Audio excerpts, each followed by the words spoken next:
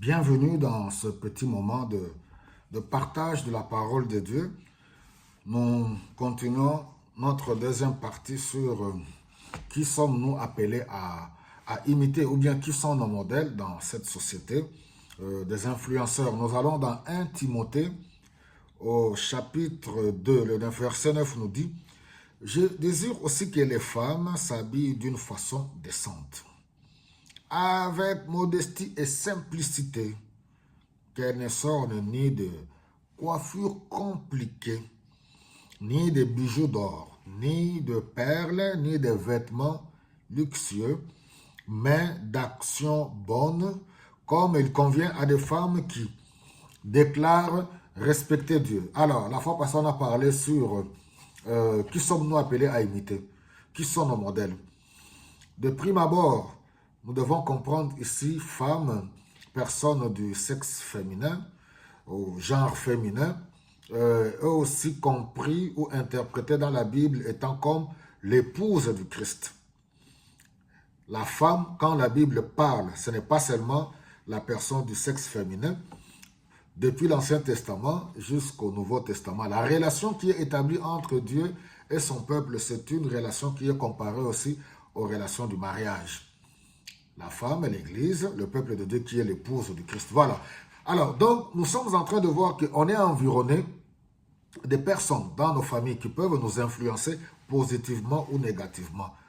Ça peut être les membres de famille, les parents, les oncles, les tantes, les frères, les sœurs, ainsi de suite, les voisins, les enseignants à l'école, ou voilà. Parce que le mot influenceur ne doit pas seulement se limiter, comme on le voit, sur les personnes qui ont des blogs, voilà, qui ont YouTube, voilà, Facebook, mais je veux voir ça d'une manière, de façon élargie, des personnes sur qui nous posons des regards.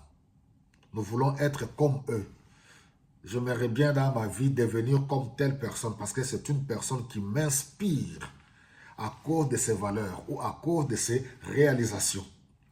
Alors, quand je vois les femmes, maintenant je reviens aux femmes, les personnes du sexe féminin, la place que Dieu a donnée à la femme, la place que la société donne à la femme, l'importance de la femme, porteur de vie, celle qui donne vie.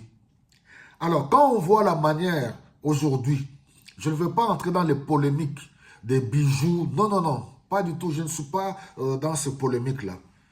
La manière de s'habiller, les femmes respectueuses, le corps, votre corps est le temple de Dieu où habite l'Esprit de Dieu. Les femmes qui aiment Jésus, les femmes qui disent qu'ils prient, reconsidérez votre façon de vous habiller.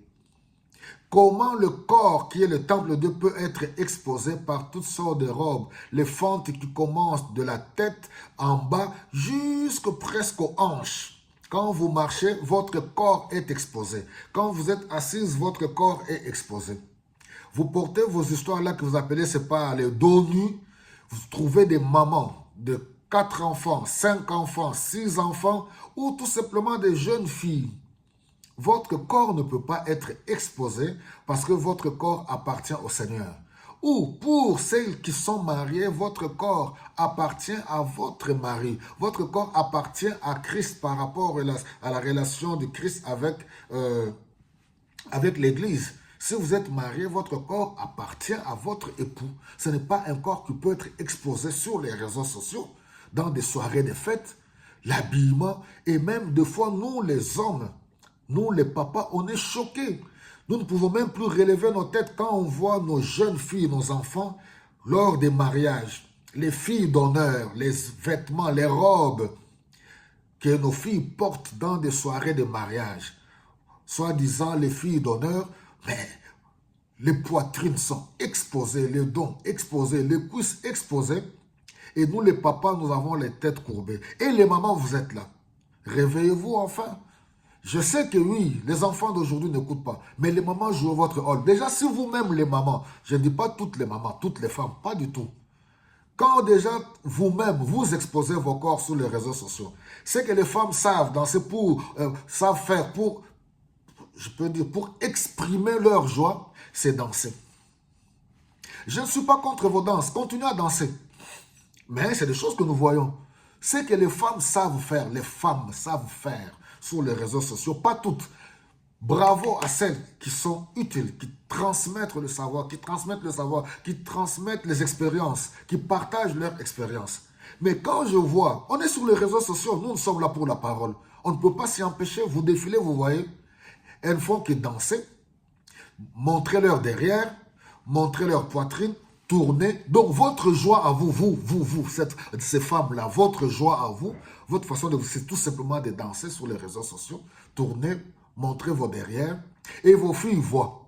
Regarde tout ça. Vous êtes là sur les réseaux sociaux en train d'injurier, d'insulter. Vos enfants sont à côté, vos jeunes filles sont à côté. Quel exemple allez-vous donner à vos filles? Voilà, il est plus que temps. Toutes ces choses-là font partie de ce que nous sommes en train de vivre aujourd'hui.